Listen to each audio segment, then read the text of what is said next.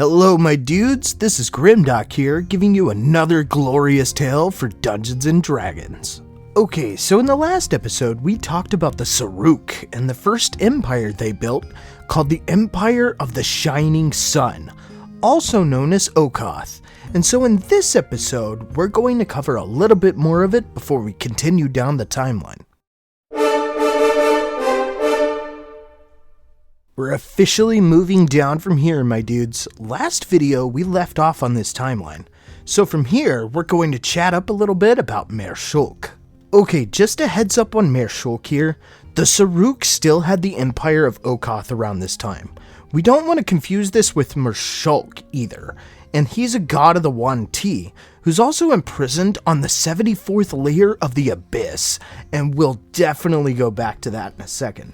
Anyways guys, there's a humongous area of lore to cover in here, so I'm going to have to take it really slowly before we press on. Now remember dudes, after moving to Maer Shulk, the Sarrukh created a new species while they were there. They took other evolving reptiles that were wandering the landscape and basically made them into walking beings. Anyways, before we continue here, we gotta talk about the god that the Sarrukh worshipped, Ouroboros.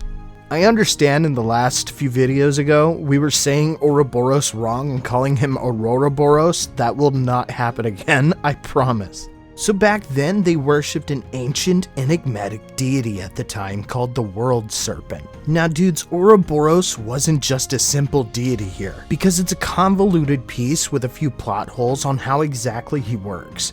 Because there are some accounts that state that Asgarath is one of the deities that the World Serpent ended up turning into his aspects, which kind of fuddles the identity of Asgarath here like a lot, due to the fact that Asgarath by some is considered as a divine deity.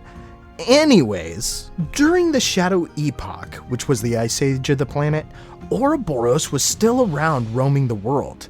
This guy fought off not only a primordial of ice, he also fought against an exarch of an evil winter goddess, and even ended up in the Underdark at one point to fight off an evil god. Anyways, over the next 1,000 years of the Sarrukh Empires, Ouroboros would slowly begin fragmenting his essence and being into other reptilian god races. So a lot of them started being worshipped by the residents and races of Abertoril during this ancient time. The first god that he ended up splitting his being into was known as Medace, and some people called her the Snake Mother. She ended up being worshipped as a goddess of purification, and a lot of the younger Serpentfolk would end up looking up to her. Hey, the Underdark actually existed during this ancient time as well, and we'll definitely be covering it in a future video.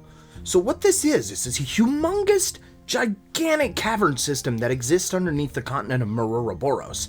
So yeah, really huge and really big. This place can be 1 to 10 miles below the surface of the planet. Alright, back to the video. Now, before we continue the stories, we gotta talk about the kingdoms of Istosfifil. And that one's a bit of a mouthful, so let's fast forward a few more 100 years again.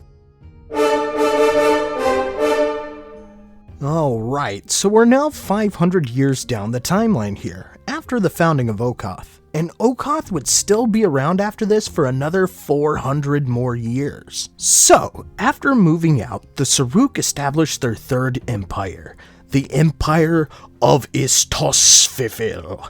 And fun fact, the lands here would eventually be known as Anauroch, which some people call the Great Sand Sea, which would be located later in northern Faerun.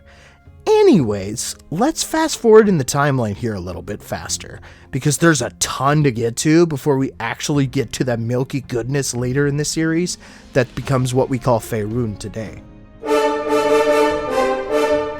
Now here's where the official date of Okoth fell to ruins.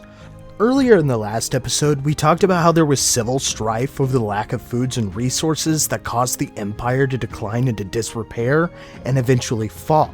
So after it fell, the Sarrukh who lived there were forced into the plains and beyond the landscape. So let's fast forward another few hundred years, because we're still sitting in ancient Abertoril days before even the first humans started showing up in the Forgotten Realms. So, around 100 years after Okoth fell, which is negative 3400 DR, the Sarrukh also made a secret society called the Ba-Itith. Now, the main purpose they had in this group was the study of the primitive forms of magic that were utilized in ancient Abertoral days.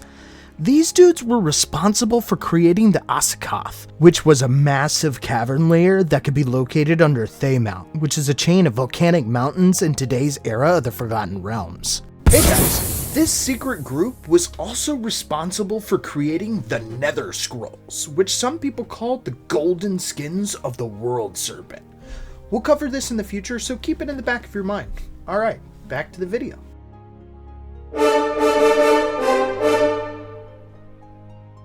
Okay dudes, we're fast forwarding a lot here, but we gotta talk about the Empire of Mershulk here. Because remember those species they made? Turns out with the empires falling to pieces, it left huge gaps where they could take over. Alright, so remember earlier we talked about when the Sarrukh made these guys, they took the already evolving reptiles on the land and basically transfigured them into sentient beings. So basically, the races they made were originally science lab experiments, but with a bit of magic. So in the last video, we talked about how they ended up moving into the plains. Well, turns out some of them ended up turning to darker ways, and dissenters from the Empire began to appear everywhere. But we'll have to talk about this in the next video. Thank you again for watching, dudes. Make sure to hit that like and subscribe button. And if I got some information wrong or left important stuff out, please let me know in the comments. I always welcome a bit of criticism to put me back into the right mindset. And I really don't want to mess information up or get anything wrong. So yeah, thank you guys again so much. Anyways, this is Grimdoc the Lore Master, signing out.